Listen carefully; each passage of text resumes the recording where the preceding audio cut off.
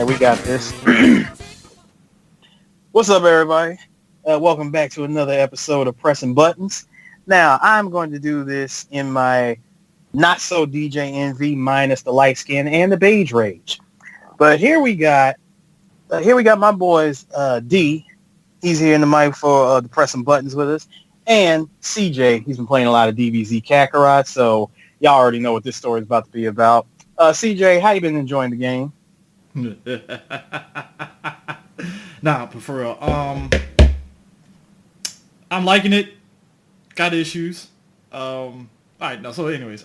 So, all right. So, the game itself has every bit of the presentation that you expect out of DBZ, right? They got the intro, like DBZ, Hala, Hitchla, all that stuff, right?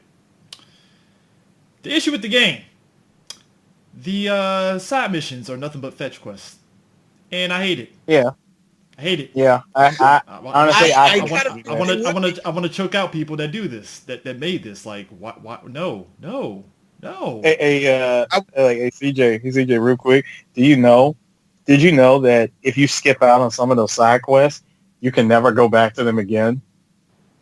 I know. That's why I play it, because I hate myself. Because I want to. So wait.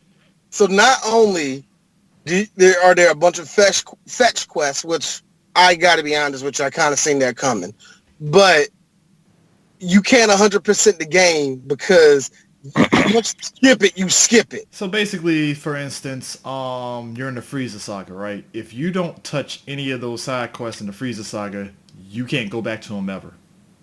Yeah, because like by the time Namek is on the verge of blowing up, forget it. Yeah. At least somebody has like a fetch quest during the blow up. Say, hey Goku, before you get off the planet, could you get all the frogs? I was sitting up there like, yo, is that gonna fucking happen? But it doesn't. That doesn't happen. Boy, that would be funny. It's basically a very polished version of Xenoverse. Like I was playing it, and I don't know. It's weird because like I sat there and I remember last year I was like, I'm not buying this game because god damn it, they're still doing the same bullshit. Because I felt like if you're gonna do a game, DBZ Kakarot, I felt that he should have started from Dragon Ball, then worked their way through, and it would have been a lot longer. I agree. Only reason why I want to go with it because then it throws the name off. Yeah, because I hate to be that asshole.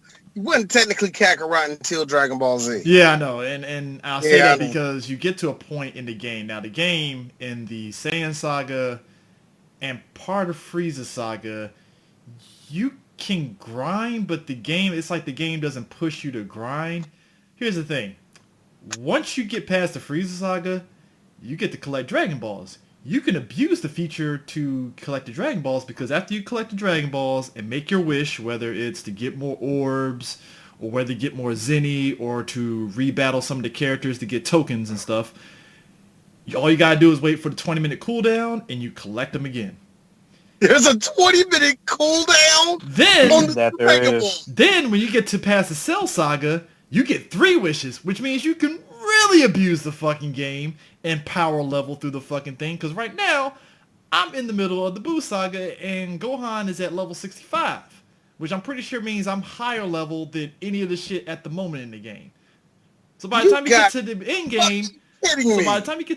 game, I'm pretty sure I'm gonna be at like level 80 something fighting Buu and be done with it. So by the time you get to the end game and you fight like some of the battles where where the enemies are like higher level, you can basically abuse the game and basically finish out the trophies and be done with it.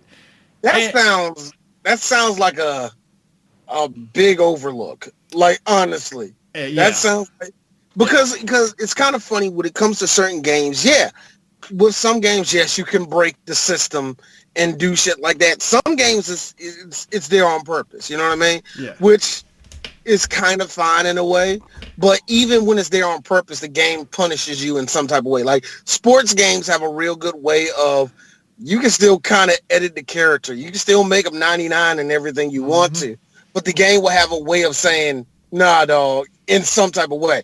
And then sometimes go for it. Be a scrub. You know what I mean? This time, though, This is like one That of those. sounds like, but that right there, that sounds like just a really bad game break. Know, like nobody thought of that. I mean, it's like, it's fun because you get the voice actors and stuff, but like to really emphasize how useless some of the side characters are. So you can't play as Krillin, Yamcha, Tien, and Chaozu, which is fucking hilarious because it basically the game telling you, oh yeah, you can't play those useless guys, which I'm like, damn, that's fucked up. So let me get this straight. You can only play with the Saiyans and Piccolo. Uh-huh. Just about. And I'm laughing because I was like, that's so fucked up, but that's on brand. Hey, look. One of the best pictures with all the Super Saiyans and Piccolo in the background. That's one of the best pictures. And I remember saying to myself in high school, yeah, them. Yeah, it's only them. Now, to the game's like credit, Piccolo is like, Piccolo is pretty much the Dragon Ball equivalent of your 4th or 5th striker character in King of Fighters. Piccolo, like Piccolo to me was always the Horace Grant of this. Nah. Piccolo like fuck around with Horace all you want to. Horace will drop 24 on you. Fuck around with it, nigga. I was gonna say Richard Hamilton, but you're right. Rip Hamilton. Yeah, no, he ain't a Rip Hamilton. Nah, remember, Rip was the second best on the team. Like, yeah. Horace Grant was the 4th best nigga on that team. True. So, yeah. I mean, it's on brand, but it's like they add in certain elements, like, for instance, like Tien, and it kind of ties into what we saw in Super. Like, Tien is trying to get stronger, and when you're using Vegeta, there's like a side mission where you fight Tien. And Tien was like, well, I might not get as strong as you Saiyans, but I can definitely develop some techniques to be able to stay on par with you guys. I'm like, that's kind of on par with what he's doing in Super right now. Yeah, it is. Like Tien, like we said this before, Tien knows he's at a disadvantage. That's just the one. And that's the amazingly cool thing. And I just wish Akira Toriyama would find a different way of actually utilizing him, but whatever. That's neither here nor there. But you already know for a fact the reason why, for a fact, we wish we could see that with Tien, but let's be real. From Dragon Ball all the way up until Super, he's honestly the Antonio Daniels of the group. He's a journeyman. He's a journeyman like shit. That motherfucker's coming off the bench. Like, yeah, he's a piece. At least he knows where he stands at. And he has. That's what I'm saying. He knows where he stands. Mm-hmm. It's like, sure, I got my ass with Cell Juniors, but I'll fucking put hands on him for a minute. Well, let's be real. How about that time I pretty much dunked on Cell in his second form and nearly died doing it. Hey, look, that's Tien's. That was the game where the nigga come off the bench and scores 33 points. And at the end of the game, out of nowhere. Exactly. And at the end of the game, like, yo, that nigga he's old boy from the Lakers that be draining them threes. Who was that? Oh, you talking about I'm about to use an old Caruso. You talking about Caruso? Yeah, just like, oh shit, he can shoot threes. Caruso's a fucking monster. It's like, guard him. That is my White Mamba is a monster, dog. Let him get heated up. I love the fact that LeBron, when he got on that team, LeBron had this look on his team like, where did this cracker come from? Right, so you had the presentation. You have these boards where you use the character tokens to kind of build up, and you get like different buffs for your characters and stuff. And you kind of level up the tokens and stuff to where it levels up the boards and stuff. It's different boards for like cooking and all that stuff. It's weird. It was funny. Like before I bought the game, I saw people buying the game, and prototypical. What kind of annoys me watching people try to speed through a game is that, like, you notice that they do the thing of like, all right, I gotta eat to buff the character. I'm like, but did you play any of the side missions? Because it probably would help you buff the characters. Oh, we're not playing side missions? All right, cool, I guess. It's not even just hold on. It's not even just that. There's more to it than just that. You do know there were some people who decided not only to pre-order the game, but buy the quote-unquote ultimate edition of the game, which is supposed to come with like some future DLC where you get like this brand new original story, and you get like this special superfood that you can eat that's supposed to boost you throughout throughout the good chunk of the story. Oh, and one other bit, because I'm going to go ahead and run this joke into the ground as it was already ran into the ground on our Kappa. You get to play as Lizzo as a Saiyan. Look. Yeah. Look, man. All I ran that into the ground, and now we can move on. Look, all I'm saying. Hey, that joke has been acknowledged. I'll just say You're this. welcome. Like I said, I can understand how somebody will wait for the price to go down on it because it's like in my head I was wishing that it was kind of like Mega Man X Command Mission where it was turn based instead of just Xenoverse with some RPG elements attached. Now why is that? Because turn based Dragon Ball doesn't seem good to me. Why is that? Because back on the SNES they actually had a turn based Dragon Ball, and it was actually pretty fun. You liked it? I hated it.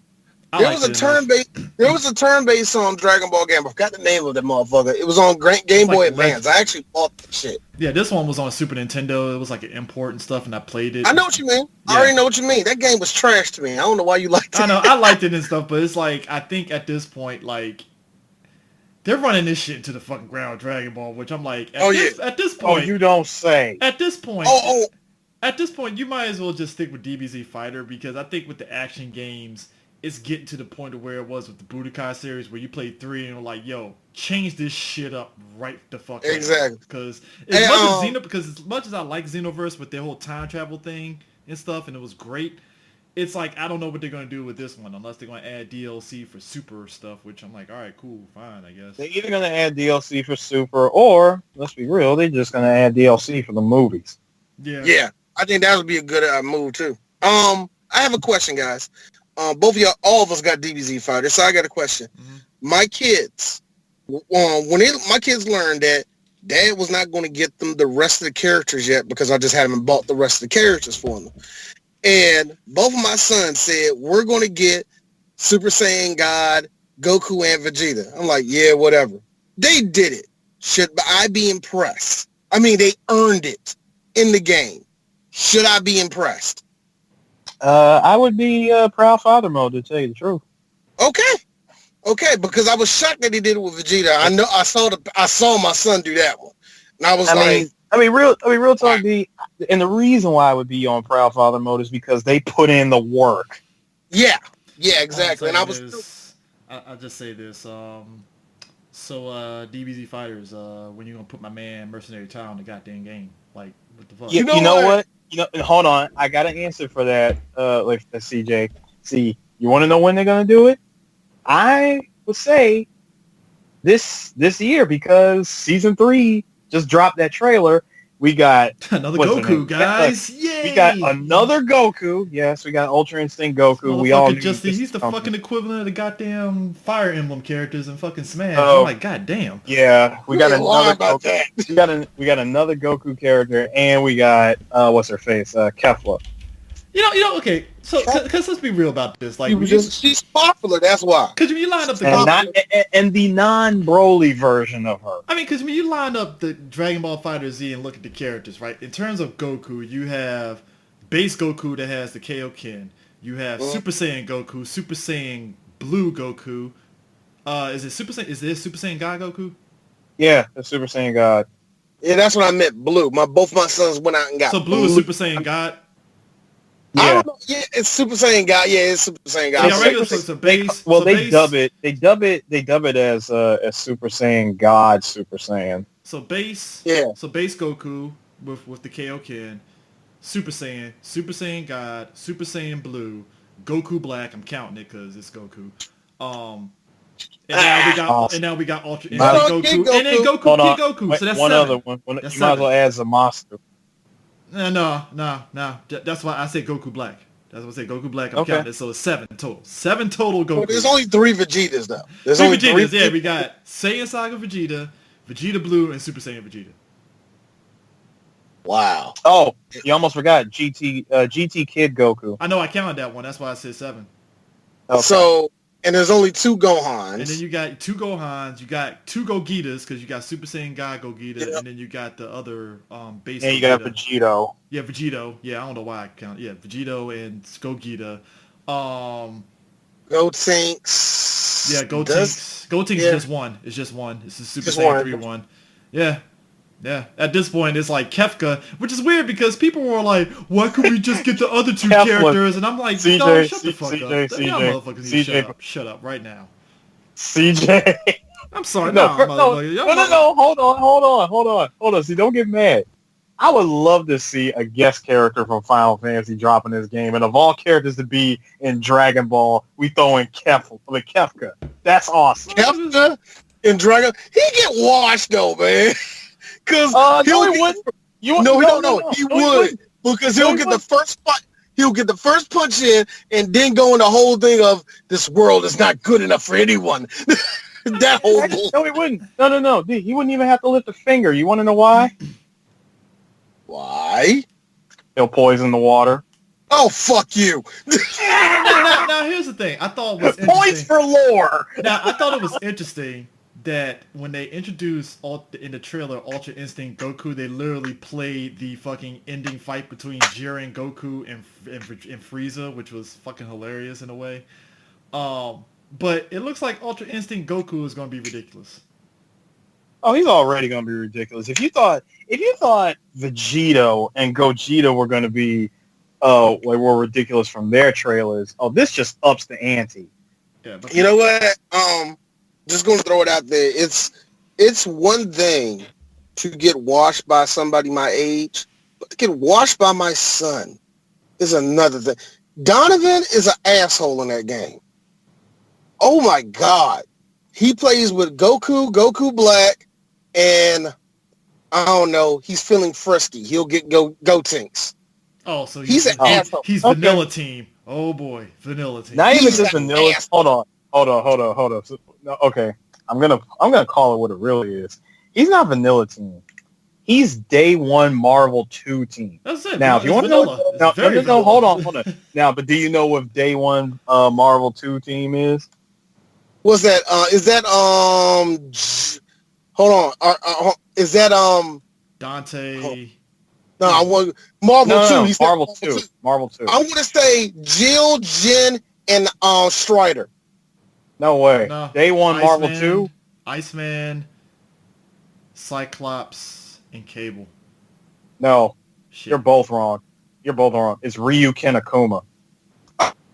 Oh, fuck you. You know what? Ryukin Akuma is for people that just started playing the game. You're like, man, I wonder how Ryukin and Kakuma play in this game. Come on, dog. Come on. Yeah, that's right what I there. said. Look, that's what and I said. Me on the other look, and me and player 2. You never played this game before, have you, motherfucker? Sit back, baby. Hyper Viper, baby. Oh, you're cheating. Go fuck yourself, kid. Oh, man. Get good. Go ahead, fight me, nigga. Go ahead and fight me. Like as our boy Justin Wong would say, welcome to the real world. You're gonna learn. Well, you have to pump the brakes because you can't say that at Forestville Mall or else you get jumped by like 6 niggas and shit. So you don't need to say that shit. You gotta protect yourself. Yo, I remember right there for me. Go ahead, jump in there, nigga. Venom web. Shame. What makes y'all think? And look, and I don't even talk shit. Eris can tell you. Why do y'all niggas always think y'all can run away from that shit? I'm looking dead at Eris on there. As a nigga that laid that on you a few times, Eris, why do you think you can run away with me when I do that? The Venom web? Oh my God. Like, look, okay, I'll admit it. You caught me with it. The hitbox on Venom web was ridiculous. Speaking of which, apparently... Yeah, speaking of Marvel 2... Apparently, Mr. Wizard is going to take us for a ride because MVC2 is celebrating its 20th anniversary at EVO this year. And I got some words about that. Let me take a spin on this. Speak your mind, bro. All right. Number one, yes, congratulations.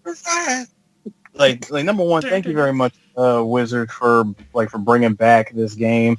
Put some respect on McRibich for a minute here. Got to put some respect on that. Yeah. Whatever. See, I'm not even gonna give him that much respect because he already blocked us on Twitter. What's he gonna do? Seriously. Oh, he did? Sorry. You know, whoa, who blocked this? Dude, Mr. Wizard blocked us like years ago during that Street Fighter Cross Tekken shit. Us. Yep.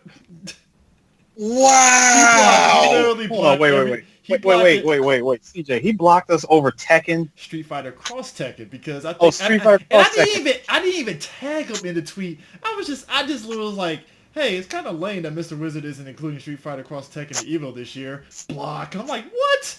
I didn't even put his name in it. No, petty. But let me get this off. So I got some words about this. While I think it's great that you are acknowledging the existence of Marvel 2 and its 20th anniversary.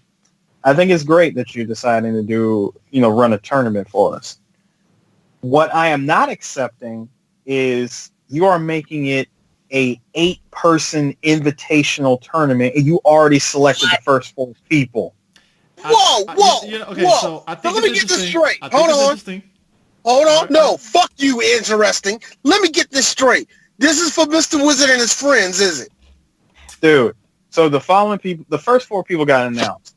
Justin Wong, no duh. Sanford Kelly, Duck Dew, and Yipes. Who was there was one more. Oh yeah, and Yikes. It was Yikes because I saw him. That makes sense. It's like, all right, we'll give you those 4, and then the other 4 got to fight it out, which I think is actually pretty interesting. I don't even think what they're doing. I don't even think the other 4 are really fighting it out because it is an 8-way invitation. No. What I'm saying is, you got to go looking to for 4 more people. They're looking for 4 people at different tournaments leading up to Evo, basically. So if you win the Marvel 2 tournament, at CEO, you get one of the slots. If you win it at Summer Jam, you get the other slot. I'm sorry, but I disagree with that. See, I am of the same mind. It's not fixed, but I get what you're saying. Go ahead. I am of the same mind of my boy Eris from Avoiding the Puddle. He said the exact same thing that I was thinking. Why not just make it open market? I mean, just open it. Open the floodgate. Let anybody enter this tournament for Marvel 2. Do you know how much tech and hidden Discord tech that exists on the internet ever since Evo pretty much dropped this game over 10 years ago? Mm-hmm. You know how, dude, think about it. Look at where Tekken came from. We went from having some of the best players in the world, from Japan and Korea, right? But how come for the last couple of years, the best Tekken player in the world at one point was from Pakistan? Then we had another one that was from another country, and another one that was from the Philippines. Dude, let it be open. Make it an open tournament. I want to see some crazy Blackheart, Blackheart Rogue, Tron Bond team from Saudi Arabia just show up and wash everybody. Exactly. Yeah, I get that idea. Here's the thing. But here's the thing. Now, I'm of actually 2 minds on this. Because if it does go the way that Chris says, if you go to a certain tournament, they're fighting for whoever gets the slot, I am all for that. I think you create some really, really cool moments for all of those tournaments. There's weight in it. There's people actually going to have eyes on these fucking fights and all the rest of that shit. That's good in that regard. Now, flip it over to what Eris said. It works better with Eris only in the sense of why is it just fixed to these things when it needs to be, like you said, open floor. Have everybody fight for it. Yeah. Not just these select motherfuckers, everybody. Now, what I think what they're going to do just right there, just saying that they're trying to get 8, they're going to make a spectacle out of those 8 fighting each other. That's the only reason why they're going to do that. Yep. I'm guessing it might be a different setup in terms of the typical top 8 kind of thing, like if it's a tournament of champions kind of thing and stuff, because they said basically NorCal Regionals, Annihilation in April, Combo Breaker, and the last qualifier is going to be on the first day of Evo, which I think that's going to probably boost up audience, watching that shit Thursday. Sure. Here's the thing, though. But here's the thing: get out my face with the audience. Then that's going to get an audience regardless. That's not even. I'm sorry. I just think it's better if you make it open market. Have one of these unknowns just roll over somebody. You know what I mean? Yeah. I mean, I get all the angles and stuff. It makes for a better show. That's all I'm saying. Yeah. I mean, there's rumors that it could be leading something bigger because I know Eris mentioned the whole idea of maybe this could lead to them bringing back out Marvel 2 since they took it off the market, on the PS3 and stuff. I mean, I'm holding my breath on that. I mean, but think about it. See, no, what I would really hold my breath for, D, is them announcing Marvel 4 or whatever. Because Markman was on Twitter and he did say that the companies have kind of patched things up and stuff. Because I think what ended up happening was apparently during Infinite, Disney was still in that category of trying to figure out what the fuck they were doing with games, hence why Infinite kind of went the way the fuck it went, where they kind of mandated, hey, we're going to put the MCU stuff in there, and Capcom was I guess, fuck, Yeah, we put the MCU stuff in there, no X-Men, no Fantastic Four, none of that. So I'm guessing now and then what ended up happening is they pretty much dropped the whole thing, and Disney was left holding the bag. Yeah, and so I'm guessing now with everything finally having their ducks in a row, it seems as though they finally kind of patched things up, basically. Because you can't play. Because that's the only reason why. Because that's the only reason why they're able to stream this game is they got the blessing from Marvel to be able to do this. Because otherwise it'd be a side tournament like it always is and shit. What I think is going to happen is, they could make the announcement. There could be like a crazy announcement. We're going to see Ono. Well, because we're not going to see Nitsuma, because Nitsuma, he has left Capcom, the guy who made Marvel 3. He's gone. So we might see Ono or somebody from Capcom show up and say, and do the whole, are you ready? And we get the trailer, and it's going to be Marvel 2. Marvel 2 is getting released on all next-gen consoles, PS4, Xbox One, Switch, Steam, and possibly upgradable up to the new generation consoles, being the PS5 and Xbox Series X. Now, I find it funny. I laughed, and it's not at the game's expense, but I laughed because missing out of this group, because you have Under the Night Birth, Super Smash Ultimate, Fighter Z, Tekken 7, Marvel 2, Street Fighter 5 Champion Edition, Soul Calibur 6, Grand Blue Fantasy, which I watch gameplay. I'm like, what the fuck is that game?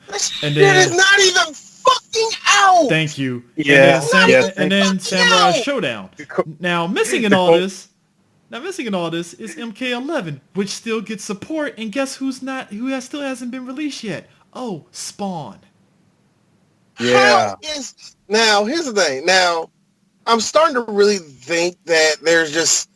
Grand Blue Fantasy I call bullshit on it. I call bullshit on it. There's fighters for it. So why does it always feel like any of the NetherRealm games gotta wait for everybody else to go in before they gotta go in? See, most people might say... Now, hold on. I can answer that, because you see, this could have went a whole other way. Mortal Kombat could have stayed, and Tekken could have got dropped. See, here's my thing. If I'm a smart person, here's my thing.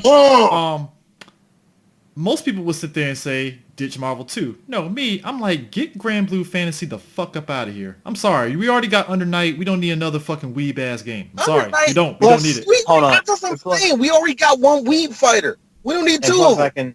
Hold on. I can also answer that.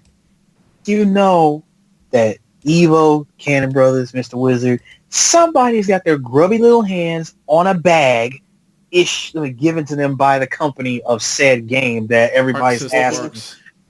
Like everyone is asking, why is this game in? The game ain't out yet. The game could flop. We've heard this before. Like how many times? I mean, here's the thing. Here's the thing, and that's only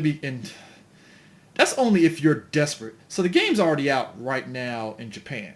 It's on PS4. It's on PS4. PS4 is region free. You can buy the game. But my thing is this: I gotta wait till March to play it.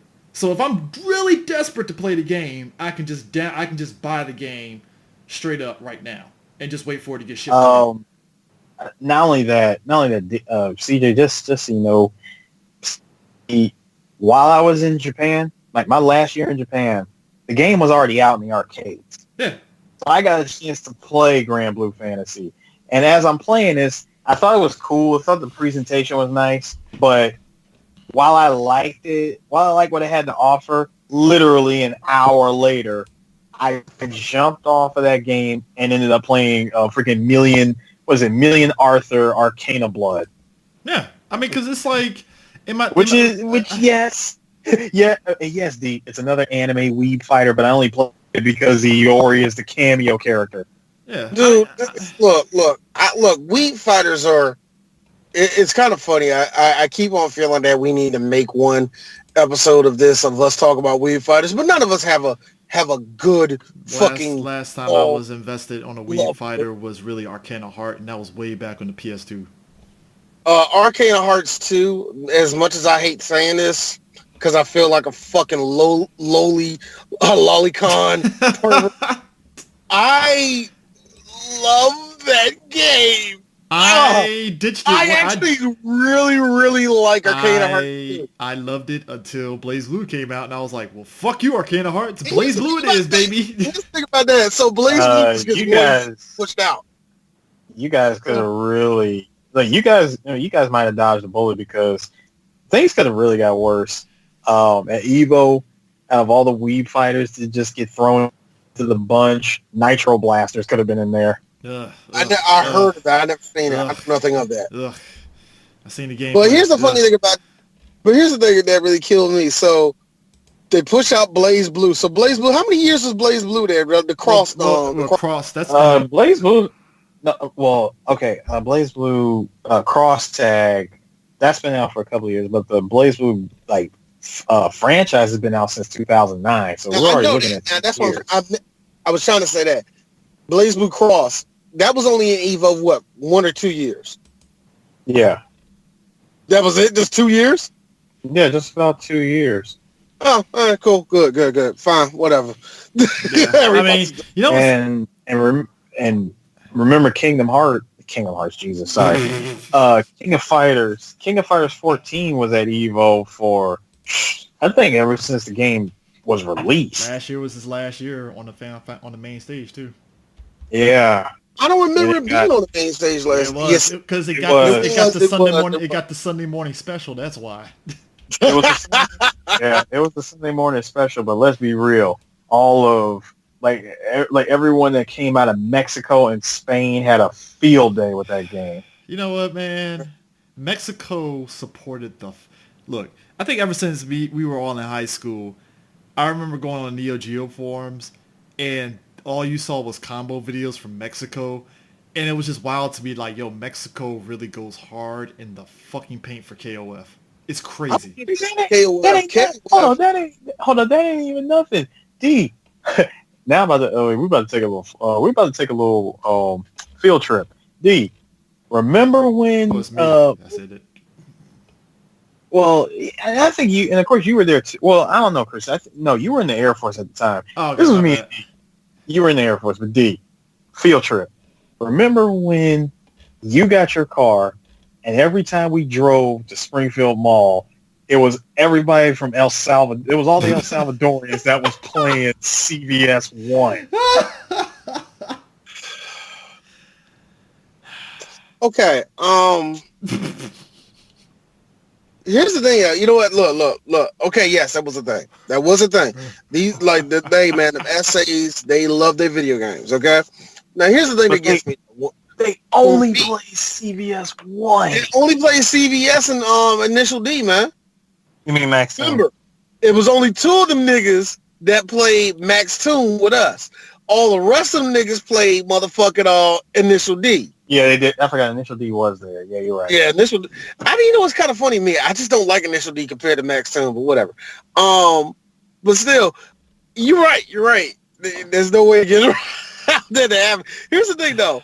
For me, because I was on the SNK forum too, I will say this. SNK made me realize that there were more people playing these games than just people from the UK, Japan, and America. No. The world was playing them. And what really got me, like you said, the old combo videos from Mexico, I'm going to drop it on you this. Chris, how many of them motherfuckers were from South Korea and the motherfucking Singapore? Shit. There was quite a few of them, too. Quite a few. There was quite a few of them. I didn't know that that all of East Asia just slapped with everything that fucking SNK did. And I didn't realize that shit. So SNK gets a lot more. SNK gets a lot more respect than people realize, especially in Southeast Asia. That's their. They know their fucking territory. The Americans, we're lukewarm to them. While they can drop that game in Indonesia and it's going to fucking roll.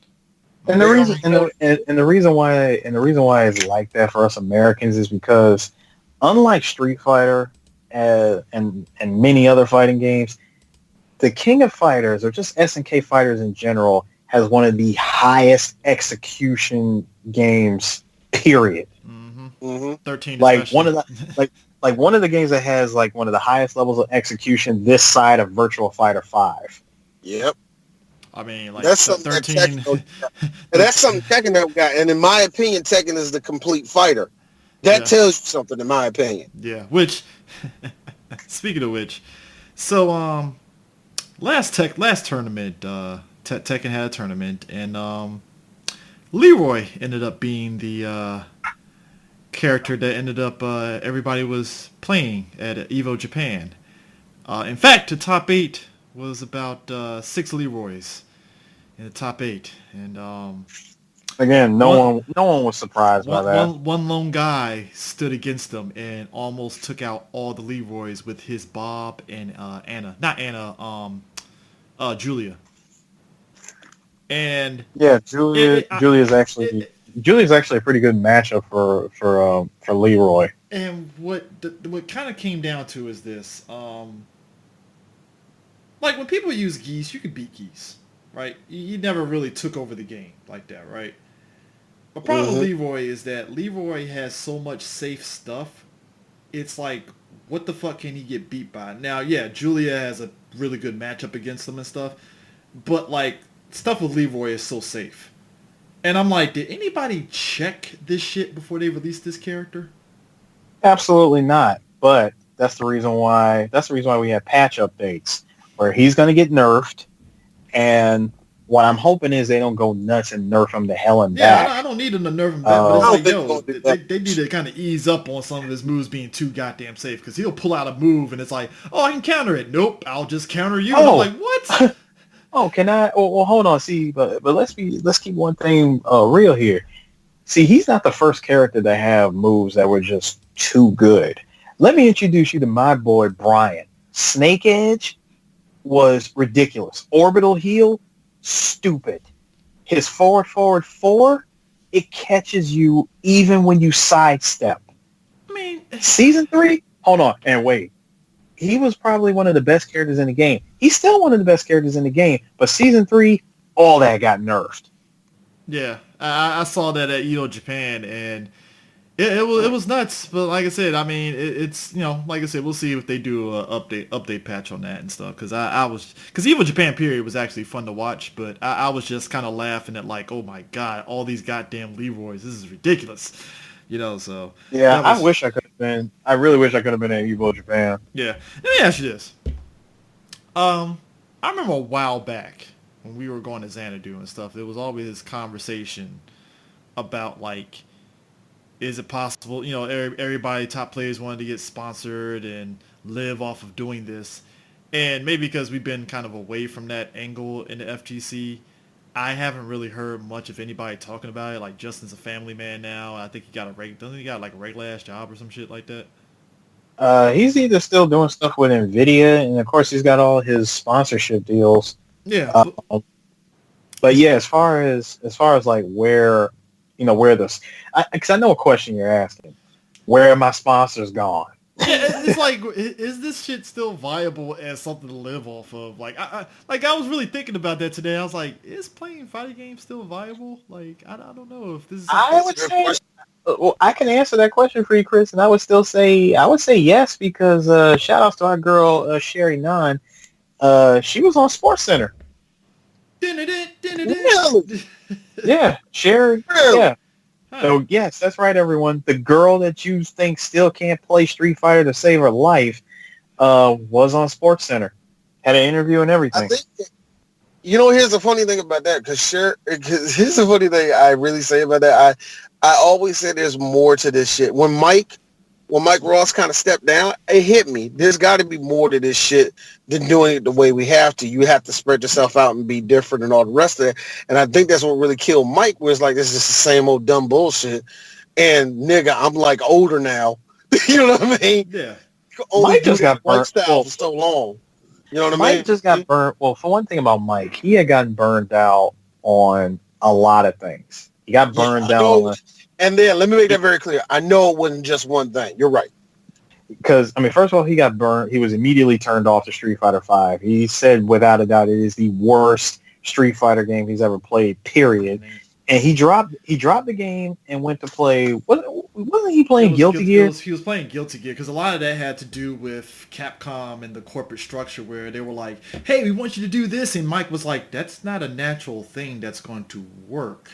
Not only that, remember one of the best things he had next to Excellent Adventures was Capcom Pro Talk. Yeah. He did that, out of the kindness of his heart and his passion for wanting to grow the community and have people take what they do seriously. And Capcom just looked at it like literally the Waka Flocka face. No. They gave him the Waka Flocka face. Like, hey, Capcom, look, check it out. I did all this. I didn't ask for any sponsorship. I didn't need anything. I just want you to acknowledge this. Waka face. Okay.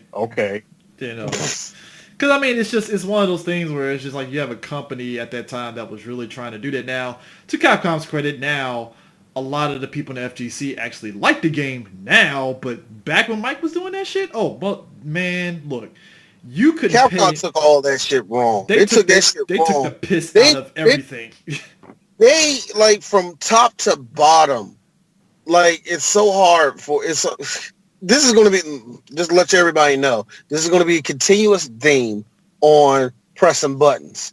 Street Fighter V is a fucking disaster. It's always... I mean, the fact that it took this long for it to get to the point where people actually like it. And the funny thing is, I was listening to... too long. That's the thing that kills me, though, Chris. But it's because I totally agree with you. It took them this long for the game to be actually fucking playable and fun. But at this point... why did it take you 4 goddamn years? But here's the thing, though. See, we tend to forget. This ain't the first time this shit has happened. No, it ain't. Because here's the thing. Let's take it back. Street Fighter 3. Nobody gave 1 ounce of a fuck about Street Fighter 3 until Third Strike. Actually, Chris, no, it's even worse than that. Even Street Fighter 3 Third Strike didn't get the respect that it deserved until years later. No. What I'm saying that is, was an underground swelling. What I'm saying that was just an underground swelling right there. What I'm saying is, though, people started caring about Street Fighter 3, but it was right when they were switching from 3, and I think, what was it, Alpha? Was it Alpha 3? Alpha was done at that point. At that point. Alpha 3 came out. Alpha 3 came out the year before Third Strike. Or was it CVS 2? CVS 2 came out in 2001, so yeah. So it's after. Yeah, so nobody cared about... Hold on, it was... Wait, well, really, it was the following 4-year period of Capcom fighters. It was from 1998 to 2002. It started with Alpha 3, Third Strike, CVS 2, Marvel 2, the end. Mm-hmm. So basically, what happened was there were so many years from vanilla Street Fighter without Ryu and Ken, and then they gave us the one with Ryu and Ken. Then you had Double Impact, and then Third Strike, and by then it was at the waning end of Street Fighter 3, and nobody gave a fuck, and everybody was already on Marvel 2 and stuff. And then, like you said, they finally grabbed on it. So this isn't the first time this has happened. So it's like, when you look at Street Fighter 5, and it's like, it took this long for it to get to this good, and I think the only benefit is that like Capcom hasn't announced a Street Fighter 6 and stuff, thankfully. Well, you want to know the other thing? One of the other things that's also really crazy about about Street Fighter 3 and what separates that game from what makes that game different from Street Fighter 5. In Street Fighter 3's case, Street Fighter 3 was always a passion project between that team of people and Capcom. The rest of Capcom did not care. They did not care about that game whatsoever. As a matter of fact, when Street Fighter 3 came out and it bombed the way it did, Capcom didn't even want to touch that game. However, the team that worked on it continued over the course of the next 3 years, perfecting it up until Third Strike. And when the game came out and it still didn't make the sales numbers that they had hoped, it really didn't matter to the team because it was a passion project to them. They actually cared about that game and they wanted to perfect it. Now, where they are with Street Fighter V, first of all, you literally had a dump truck of money that Sony backed up into your front yard and said, make a fighting game. Make a for game us. now. They said, make a fighting game for us. When you told the entire world that you had no interest in making another Street Fighter game until when? 2018. You didn't want to make one until at least 2018. But oh no, Sony said, make us a fighting game. You made them a fighting game. The game was absolute garbo when it came out. It had one of the roughest launches ever. First of all, how is it that the beta was better than the launch game? Because it's one of those Capcom did. That just sounds like video games in general to me. Yeah, it really is. I can't even put that on Capcom. I put that on. That's how I never will understand how a beta will be so fucking polished and timed perfectly and all the rest of that. And then you put out the full game and it's just complete trash. I played Metal Gear. I never understand how they do that. I remember playing me and my brother played Metal Gear Online beta. I got into the beta right when we got Metal Gear Solid 4, right? Played the beta, loved it, right? Then the actual Metal Gear Online came out, and it was like a 180 from the damn beta, and I'm just sitting there, me and my brother looking at each other like, this is different. Kojima, what did you do? No! What do you do in those situations? Do they just fire all the QA testers?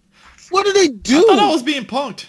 Be honest with you. Honestly, I never understand how in the fuck the beta is always the beta is always actually somebody brought that up about I forgot which Battlefield it was. I think it was Battlefield 4, where the beta everybody playing that like 1,000,000,001 times. It's so much fun, and then the actual game comes out and everything's broken. I never understand that shit, man. Oh yeah, everybody. And then on top of that, the game was a buggy mess when it came out too. I mean, and even despite the season 1 stuff, people did dig it because it was very defensive-minded. People were like, all right, whatever, shortcomings, no story mode, whatever. But the game itself was like, all right, it's defensive-minded, and people were digging it. Season 2 hit, nah, nigga, we're going offensive-minded. And everybody was like, yo, fuck this game. And I was like, and it was funny because it was people like F-Champ who, gotta be honest, that motherfucker went radio silent. Like, that dude's like, because look, this isn't a jab at him, but that motherfucker, he was really getting his. Nigga, that's Filipino champ. You better start throwing haymakers at that nigga. Look, real talk. That dude. As much as I know everybody say he's a nice dude in person, but like real talk, we see the JF champ. You were only popular because of Marvel. So you just sit in the back. You sit in the back. That's a couple of people. That's a couple of people, to be honest with you, man. I mean, like me personally. Now, help me. I mean, y'all know me. I don't know names like y'all. I don't know history.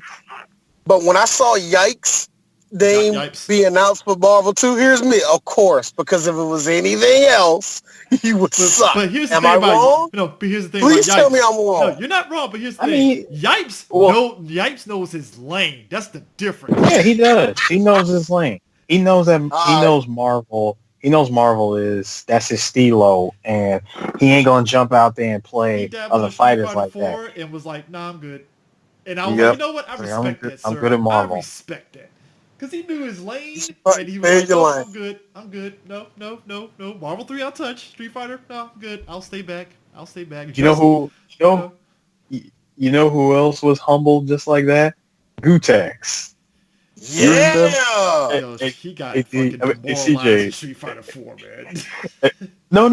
It wasn't Street Fighter 4. No, he knew for a fact he could not hack it with Marvel 3, and he stuck with Super. This was before Ultra Street Fighter 4. He went right back to the Super. Because remember, Mike Ross was trying to teach him how to play Marvel, and after 2 videos, he was done. He gave up. I'm washed. I'm done. He's like, no, I'm not doing this. He's like, this is stupid. He's like, this is stupid. Screw this. I'm going back to Super. But it's like Season 2, it was so offensive-minded. F-Champ went to the degree of, like, it feels like it's Marvel 3, which I'm like, well, that's a bit of a stretch there, buddy, but okay. But then, you get Season 3, it kind of started, you could see Capcom overcorrected in Season 3, to be honest.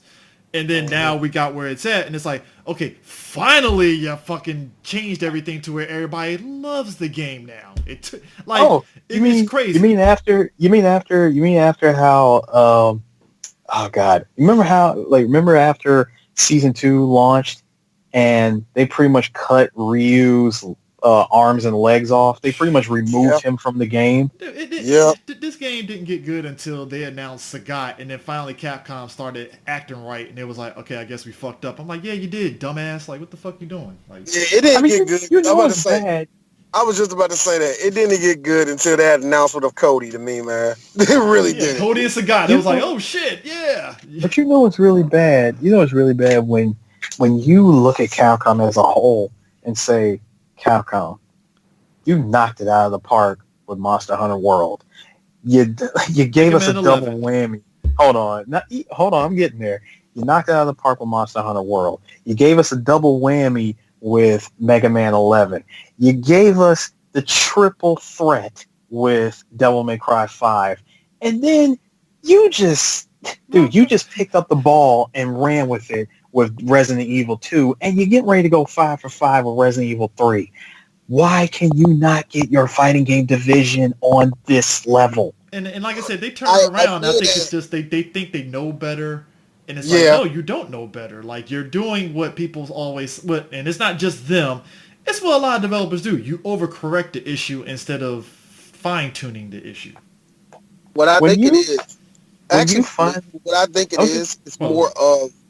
I'm sorry. What I was going to say was, when you take away making money and putting out a piece of art that you know you will be proud of as a programmer and developer, and your fan base is going to be proud of it. Yeah. The money will roll in after that. You're one of the biggest games, probably one of the last remaining third-party developers alongside Nintendo and Sega. Mm-hmm. I think really what that is to me, it's more of a reflection of how the video game industry is anyway. Anytime there's hype going into a game, and trust me, I know about hype because I play sports games, something is taken away, something is overlooked, something is, it's always something. And it's hard for certain just developers to keep up that same pace. It's either laziness or the company not seeing the value in it.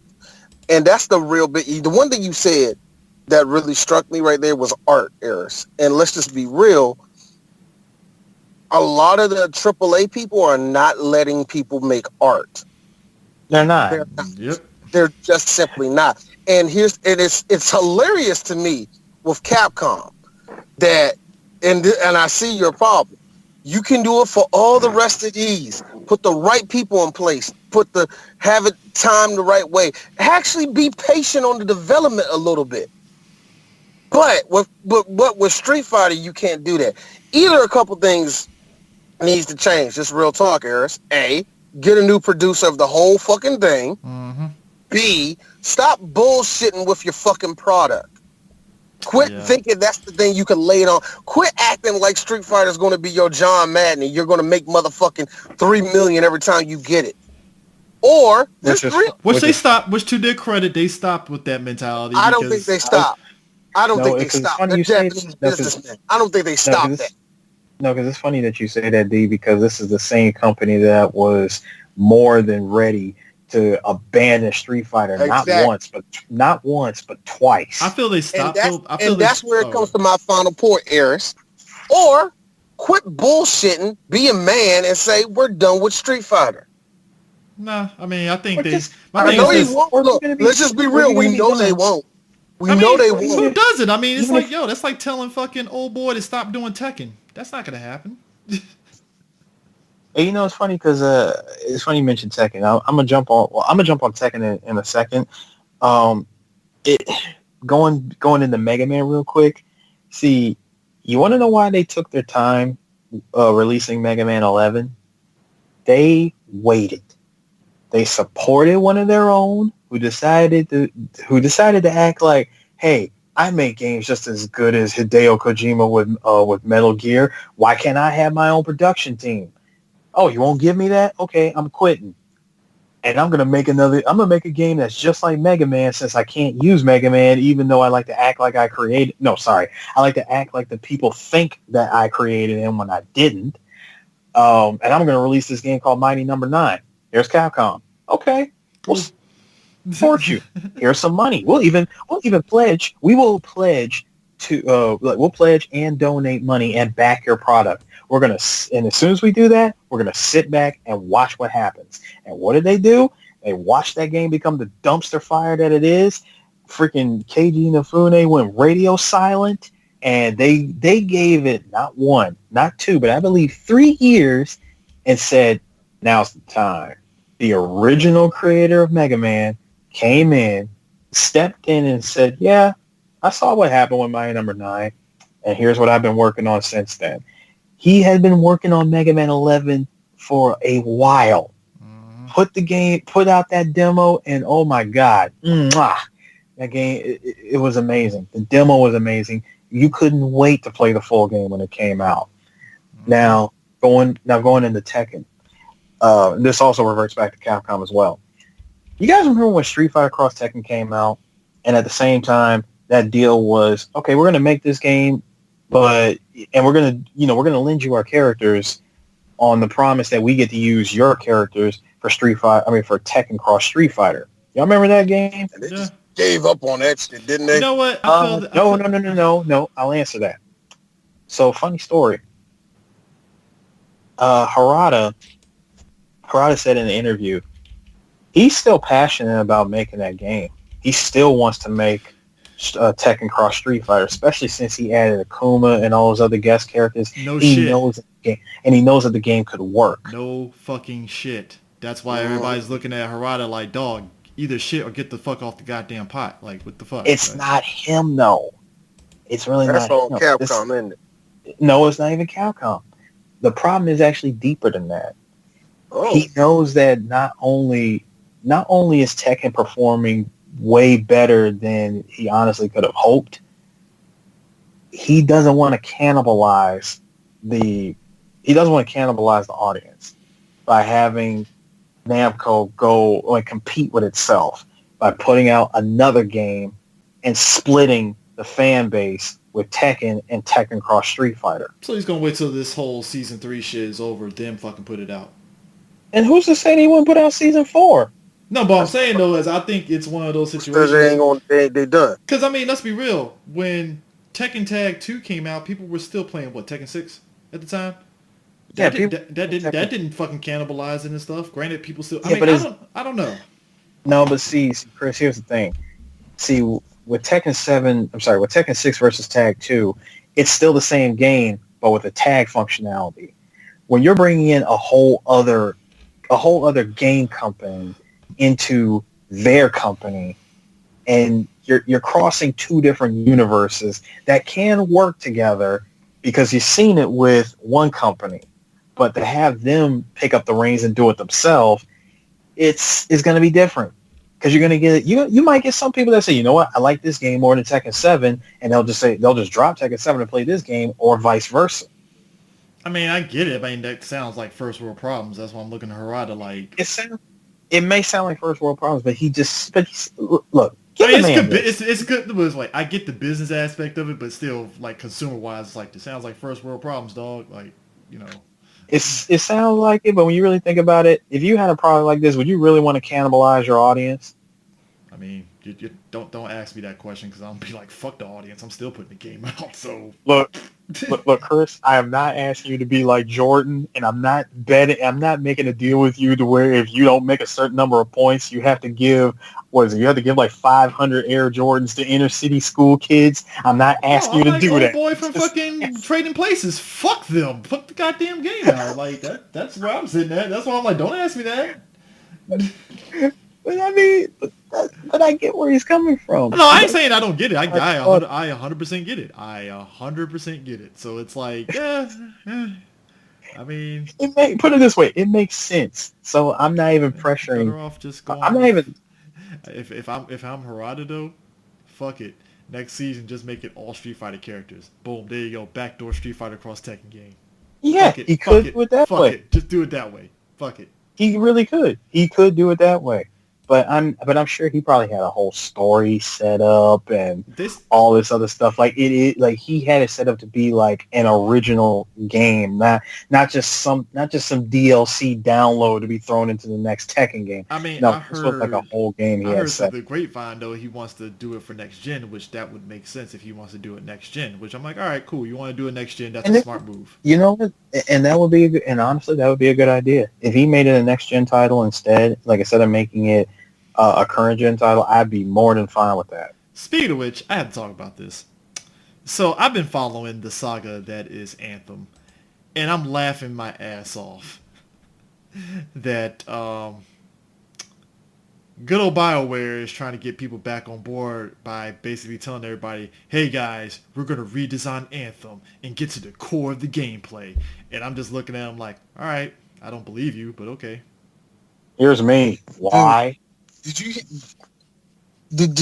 see that little announcement that happened where it was like, oh, there's new stuff and the dude went into the game. They still have the Christmas decorations up. Yep. And somebody's like, well, that's not a big deal. Yeah, that is a big deal. That shows us how much you give a shit. Look, it is February. How is there still Christmas lights up to be festive from the last DLC? Nigga, that's some black people shit right there, man. God damn. That really is. I'm just sitting there like, look, I had no vested interest in getting Anthem any goddamn ways, but just following it, I'm just laughing my fucking ass off at them. It's like, come on, guys, play Anthem. No? Do you want to play it? Please? Please clap. Please clap. Don't do that, CJ, because next thing... That's really Anthem. Anthem is the jab bush of video games. CJ. What I mean by don't do that is because standing next to a begging and pleading Anthem is Chris Farley going, for the love of God, will you people play the game? He's a good boy. Basically. Like, Mother of mercy, what is wrong with you people? Don't you like games? But you know what? And speaking of people saying no, how do you like this? And this is why this company is still the GOAT for me. Its software looked at Bethesda, looked them dead in their eye, and said, no. You have the nerve to ask us to put DLC or make microtransactions in Doom Eternal? One more time. One more time. No. I mean, look, Doom. I need the right there. Hold on. When Bethesda asked you as a developer to make microtransactions in your game, I need the Bugs Bunny no meme. I mean, I don't get why would you want microtransaction in that fucking game? I don't get it. Because they attempted to do it in the last one. Doom 2016, there was kind of like a pre-order bonus or like some kind of DLC that was added. And while it wasn't necessarily microtransactions, it was DLC, and people felt some sort of way about it. We're like, yo, we're paying DLC for this extra multiplayer thing that should have been in the game from the hop, whatever. But its software just told Bethesda straight up, no, we're not doing it. We're not putting microtransactions in this game. So, yeah. You know they had to be tight over that shit, though, man. Oh yeah, they had the Arthur fist immediately, like because the reason why is because you see how fucking terrible. Fallout 76 is. How everything reverts you right back into the Atom shop to buy more of their shit. Meanwhile, and by what I hear, it is some of the worst prices in video games. Meanwhile, Outer Worlds is looking at Fallout like, damn, homie, in high school you were the man, homie. You was the man, homie. What the fuck happened to you? Look. Here's No Man's Sky. Oh, man.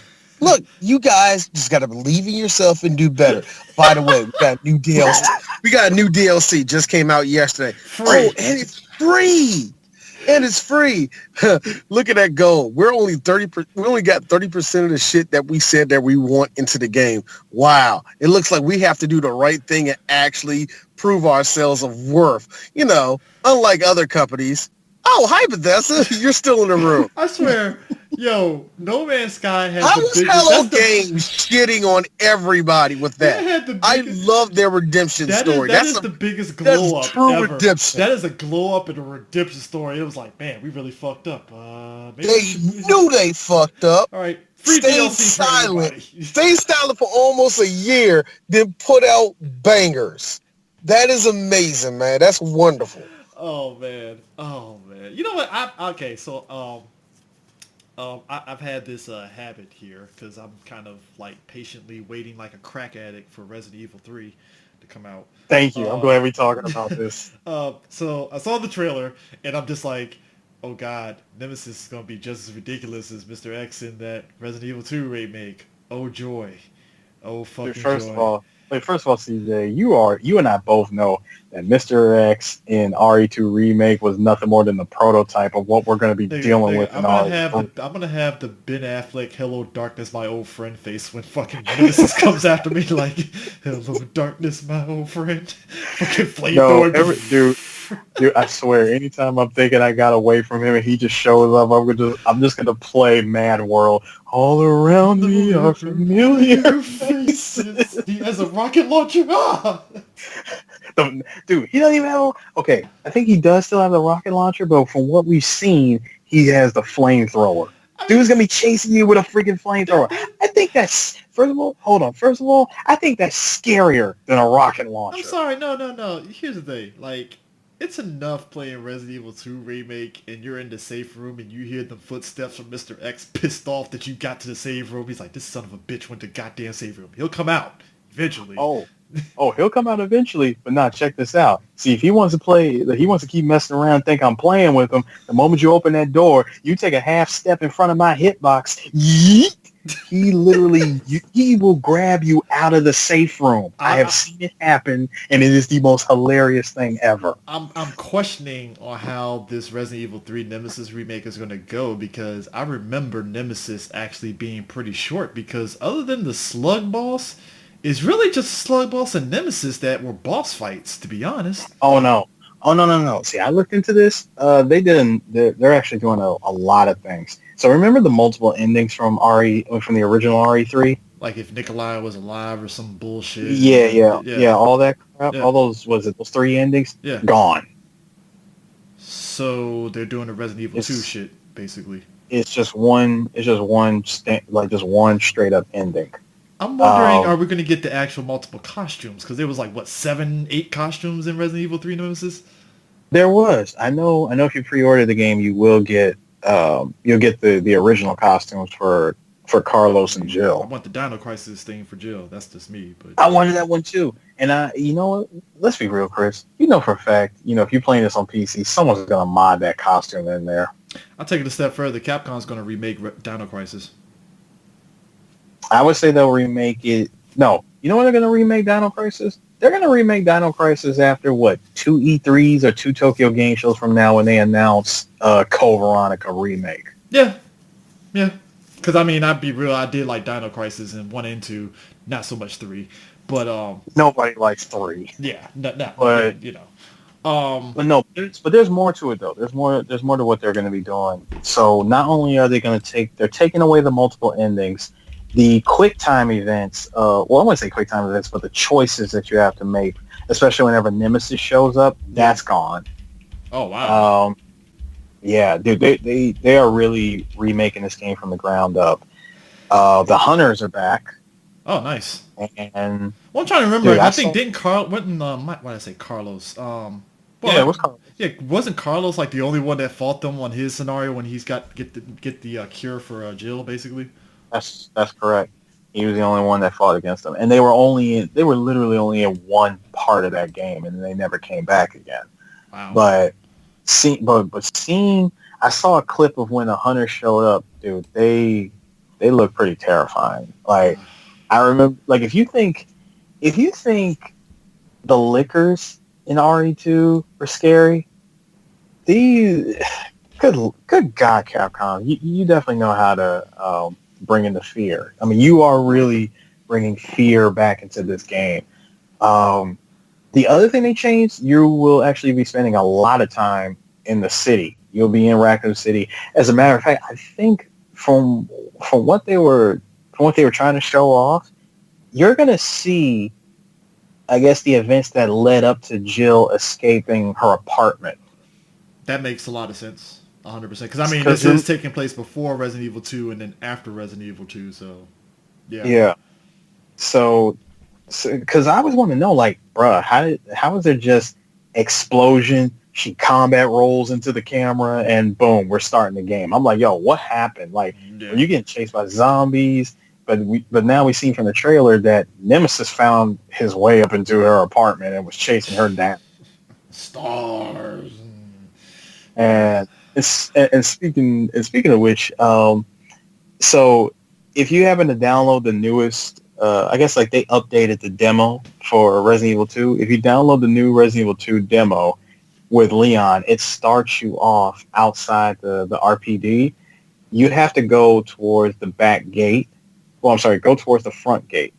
You go over there, and you hear Nemesis say stars. Oh, eh. It's to me, it's kind of cool because I like it because it makes me wonder. Well, damn. Like, so do you think that Nemesis dropped down right there when? What? No, because it could. No, it wouldn't happen. It wouldn't have happened. Like, basically, Leon and Nemesis wouldn't have been in the same. Yeah, exactly. They wouldn't have been in the same spot. But I still find it cool, though. I still find it cool they did that little tease. Yeah. But in all honesty, I'm definitely looking forward to this game. I will be playing it day one when it comes out. Mm-hmm. CJ, I think you and I are gonna have to do a coin toss of who's gonna stream it, who's streaming it first. Whoever goes first. I mean, at this point, I'm more invested, much like Resident Evil 2, in the speed runs to see how people are able to do it. Because shout out to Carcinogen, man. Because looking at his speed runs, he made that shit look so effortless. Like, and that shit helped me get S ranks. That shit was just like, dear God, that's it. Wow. I was gonna say, dude, it's Carsey. He makes everybody's speed runs look legit. I mean, but just the shit that it does, like everybody that's able to like micromanage everything to get the top run speed, and here's how you get S plus. Here's how it's like, dude, this works. Oh my God. Well, I can tell you straight up, one of the best and easiest ways to try to speed run Resident Evil is, number one, have all the puzzles memorized to a science. Mm-hmm. Number two, item management. Number three, pray to God that the RNG gods are on your side. Good old RNG. And four, just try not to overthink. Just go with the flow, but at the same time be focused. Yeah. Lastly, I gotta put this out here because I am gonna put out a review of it. Yeah, folks, it's true. Sonic movie is actually pretty good. Who knew? Yeah, actually, CJ, I was going to tell you about that. Give me a couple of days. I'm going to find it. I'm going to find a way to watch that movie. And, come on, man, as the resident Sonic guy of 3VG, I got to give you my take on it. All right. But yeah, it's actually pretty good. I'll just leave it at that. I would say I was genuinely shocked because, video game movies don't really have the best of things. Like I said, we had Detective Pikachu, which is like, oh shit, and then now we got Sonic now, which it clearly means that somebody that made the movie knew what the fuck they were doing in terms of the story because they kept the shit simple. So I'm like, let's save that for the review. Yes. What we will say is that Detective Pikachu pretty much paved the way for good video game movie making. Yeah. So we can leave it on that. Yeah. What's some other stuff that's coming? Oh, Samurai Showdown. So Samurai Showdown, my boy Basara, he's coming. Yep, and doesn't Soul Calibur got a new character coming? Yeah, Hamaru's coming. Which, I mean, let's be real, that Soul Calibur, Namco period just knows how to do that cross thing, and it's like Soul Calibur, you had old girl from that RPG, you had dude from The Witcher, and and now you got Hamaru. I'm like that. All these decisions make perfect fucking sense. This is honestly the last couple of years has been like the years of crossovers. I mean, I don't think Because I don't think you will ever beat Zelda and Soul Calibur, but they're definitely doing pretty good. I mean, there's Zelda and Soul Calibur, but then we also had we had Leon and Claire in Monster Hunter. That is true, but I'm just saying in the realm of like fighting games and stuff, it's actually pretty just dope seeing. Like, it's funny. I would have thought that SNK and Samurai Showdown would be in the public eye the way it is. Like, I never would have expected that. I kind of would have expected something like that because new SNK, this SNK has been flexing, and I mean flexing hard with what they can do.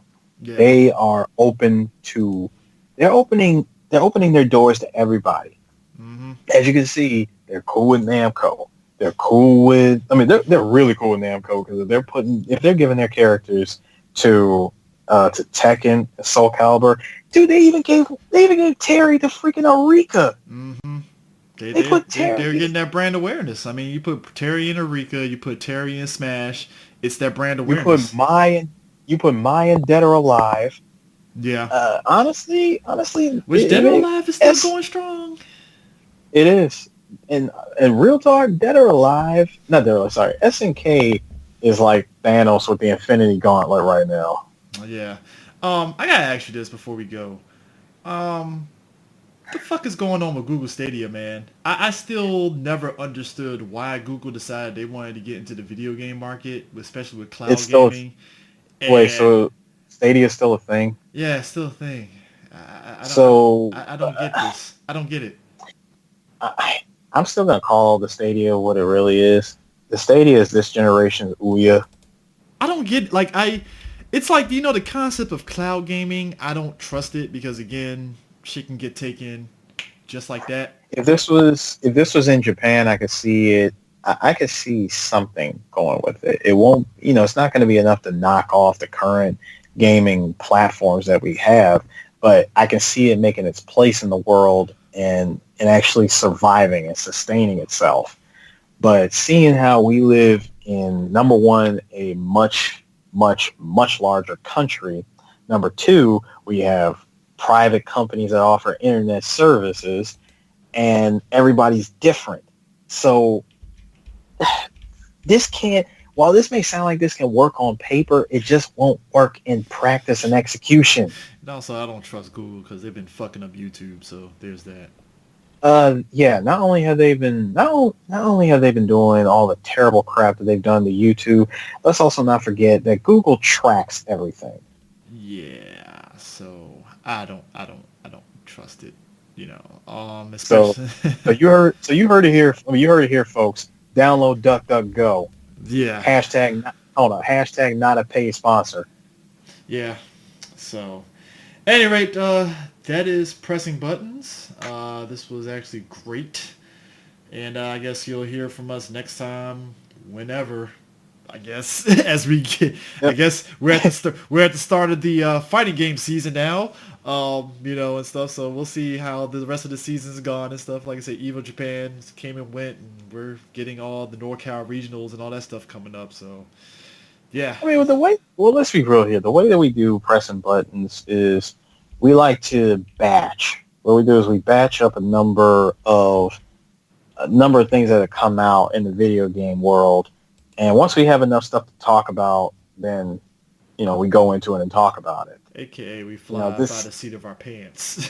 I wouldn't say that. I wouldn't say we fly by the seat of our pants. It's not a bad thing, but It's just more of, okay, I just make notes of stuff that's happening in the video game world that I actually care about. I go, okay, we're going to add this, add that. I'll just make sure to add it to our discussion, and then we just pick a date and time of when we want to talk about this stuff, and then we talk about it.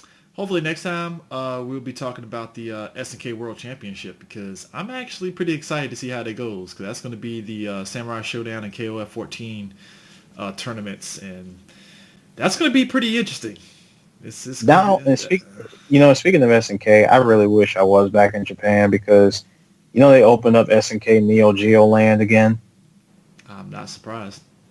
but it's not an arcade. It's just a pop-up shop that just sells a whole bunch of SNK goods. And again, I wish I was there for that because they got a K jacket that I really want.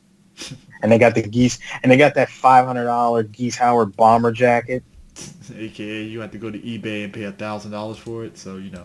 Which I am not doing. I mean, because this is why, see, CJ, this is why you make friends with people in another country. I mean, this is true. This is why you establish. This is why you establish relationships in another country because if you know for a fact you're not going to be there forever, you better make a real good impression in your friendship to where you can trust that person, they can trust you. You be like, hey, look, you scratch my back, I'll scratch yours. You give me that bomber jacket, I'll get you anything from America that you want. Yeah. Yep. But anyways, that's it for pressing buttons, and we will catch you guys later. Peace out. We done.